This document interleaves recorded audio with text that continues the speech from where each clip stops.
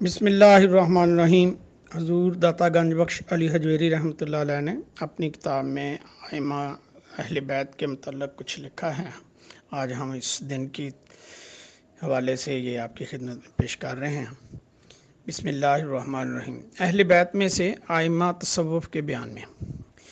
پیغمبر صلی اللہ علیہ وآلہ وسلم کے اہل بیت وہ ہستیاں ہیں کہ جو حقیقی معنوں میں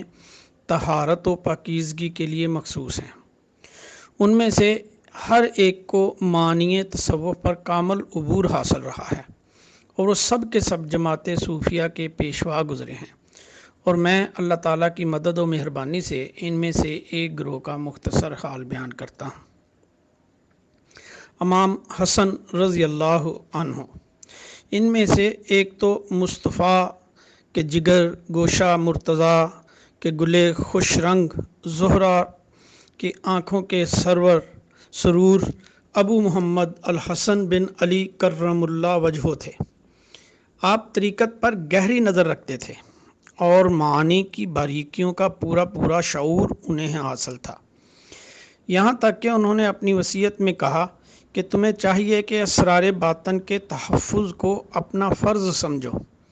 کیونکہ اللہ تعالیٰ تمہارے ضمیر کا جاننے والا ہے۔ اس قول کی حقیقت یہ ہے کہ بندہ کو حق کے ساتھ اسرار تحفظ کا ایسا ہی حکم دیا گیا ہے جیسا کہ مخالفت جبار پر علانیہ اظہار نفرت کے لیے کہا گیا ہے۔ جباریہ وہ فرقہ تھا جو انسان کے فعل کو مختاریہ یا مرضی کا مالک تصور کرتا ہے۔ یہ دراصل جبریہ کا رد عمل تھا، جو کہتے تھے کہ انسان مجبور محض ہے، اور تحفظ ظاہر کا مطلب یہ ہے کہ مخالفت جبار کبھی نہ ہونے پائے۔ اور روایات میں آیا ہے کہ فرقہ قدریہ نے زور پکڑا اور معتزلہ کا مذہب دنیا میں پھیل گیا تو حسن بصری رضی اللہ تعالیٰ عنہ نے حسن بن علی رضی اللہ تعالیٰ عنہ کے نام خط لکھا، جس کا ترجمہ اور معنی یہ ہیں: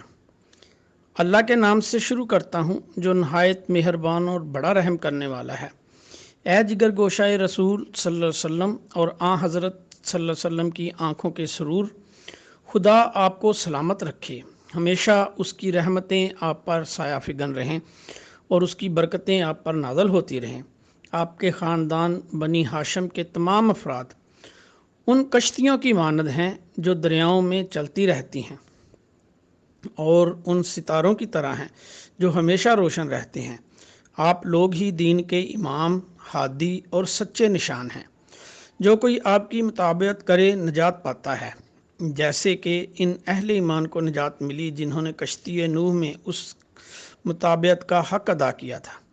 اور اے اولاد پیغمبر، مسئلہ تقدیر کے بارے میں ہماری حیرت اور استطاعت اور اختیار بشری کے بارے میں ہمارے اختلافات کے سلسلے میں آپ کا کیا ارشاد ہے، تاکہ ہم یہ جان سکیں کہ اس معاملے میں آپ کا طریق کیا ہے، کیونکہ آپ پشت در پشت پیغمبران برحق کی اولاد چلے آتے ہیں اور یہ سلسلہ کبھی منقطع نہیں ہوگا۔ آپ کا علم براہ راست تعلیم الہی کا نتیجہ ہے، اور وہی آپ کا محافظ و نگہبان ہے، اور جس طرح وہ آپ کا محافظ ہے اسی طرح آگے آپ اس کی مخلوق کے محافظ اور نگہبان ہیں۔ جب یہ خط حضرت حسن کے پاس پہنچا تو انہوں نے حسن بصری رضی اللہ تعالیٰ عنہ کو جواب میں جو کچھ لکھا اس کا متن یہ ہے: شروع اللہ کے نام سے جو بڑا مہربان اور نہایت رحم کرنے والا ہے۔ آپ نے اپنی حیرت کے بارے میں جو تحریر کیا ہے اور مسئلہ تقدیر کے بارے میں ہماری امت کے متعلق جو کچھ کہا ہے اور ہم سے اس سلسلہ میں استفسار کیا ہے، سو ہماری پختہ رائے یہ ہے کہ جو شخص اس بات پر ایمان نہیں لاتا کہ خیر و شر کی تقدیر اللہ کے ہاتھ میں ہے، وہ کافر ہے، اور جو شخص اپنے گناہ اور عصیان کا ذمہ دار خدا کو ٹھہراتا ہے وہ فاجر اور فاسق ہے۔ بلا شبہ نہ اللہ تعالیٰ کی اطاعت میں جبر کو دخل ہے، نہ اس کی نافرمانی میں زور سے کام لیا جا سکتا ہے، اور نہ اس کی نافرمانی میں زور سے کیا، نہ اس کی جناب سے بندے کو اتنی مہلت دی جاتی ہے کہ وہ اس کی بادشاہت میں دخیل ہو سکے۔ وہ ان سب چیزوں کا بھی خود ہی مالک ہے جن کا بظاہر اس نے بندے کو مالک بنا دیا ہے، اور ان سب چیزوں پر بھی قدرت رکھتا ہے جن پر اس نے ان کو اندازہ کیا ہے۔ لہذا بندے اگر اس کی فرما برداری کا ارادہ کریں تو وہ ان کو اس سے روکتا نہیں۔ اگر وہ نافرمانی پر اتر آئیں تو وہ اگر چاہے تو ان پر احسان فرما کر ان کے گناہ اور ان کی ذات کے درمیان حائل ہو جائے، یعنی اس سے روک دے۔ لیکن اگر وہ انہیں نہ روکے تو بھی اس کا یہ مطلب نہیں کہ ارتکاب گناہ پر اس نے ان کو مجبور کیا ہے، اور نہ ہی اس نے جبراً ان سے وہ نافرمانی کرائی ہے۔ اس کی حجت تو قائم دائم ہے کہ اس نے انہیں بتلا سب کچھ دیا تھا، اور پھر کرنے یا نہ کرنے کی قوت بھی انہیں عطا کر دی تھی، اور امر بالمعروف اور نواہی عن المنکر کی تعلیم انہیں دے دی تھی تاکہ اختیار یا ترک کی راہ ان پر آسان ہو جائے۔ پس یہ دلیل ہی ان سے عمل مناسب کی طالب ہے۔ والسلام۔ اور اس کا ترجمہ اور معنی یہ ہوئے کہ حضرت حسن بصری رضی اللہ تعالیٰ عنہ نے انہیں جواباً فرمایا، آپ نے جو تقدیر سے متعلق اپنی حیرت کے بارے میں لکھا اور ہماری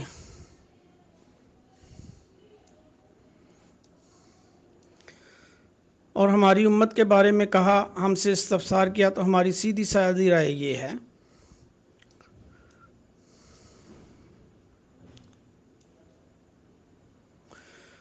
اور حکایات سے مجھے معلوم ہوا کہ ایک صحرائی بدو جنگل سے آیا۔ حضرت حسن اس وقت اپنے مکان میں دروازے کی دہلیز پر بیٹھے ہوئے تھے۔ وہ بدو آتے ہی ان کو اور ان کے ماں باپ کو گالیاں بکنے لگا۔ آپ اٹھے اور کہا کہ اے اعرابی، اگر بھوکے ہو تو کہو کہ تمہیں روٹی لا دیں، اور پیاسے ہو تو بتاؤ کہ تمہارے لیے پانی لے آئیں، یا پھر بیان کرو کہ تمہیں کیا مصیبت درپیش ہے تاکہ تمہاری امداد کی جائے۔ لیکن وہ بدو برابر یہی کہتا جاتا تھا کہ تم ایسے ہو، تمہاری ماں ویسی ہے، تمہارا باپ یہ ہے اور وہ ہے۔ حسن رضی اللہ تعالیٰ عنہ نے غلام سے کہا کہ ایک تھیلی دینار باہر لاؤ، اور عربی سے کہا کہ بھائی معاف کرنا، اس وقت گھر میں اس سے زیادہ کچھ باقی نہیں بچا ہے،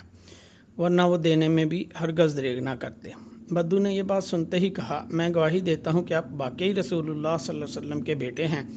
اور میں یہاں فقط آپ کے حلم اور بردباری کی آزمائش کے لیے آیا تھا، اور یہ صرف حقیقت شناس صوفیہ میں ہوتی ہے کہ لوگ ان کی مدح کریں یا مذمت کیا کریں، انہیں اس میں کوئی فرق دکھائی نہیں دیتا۔ اگر کوئی سخت بھی کہہ ڈالے تو وہ غصے میں نہیں آتے، اور اللہ ہی بہتر جانتا ہے۔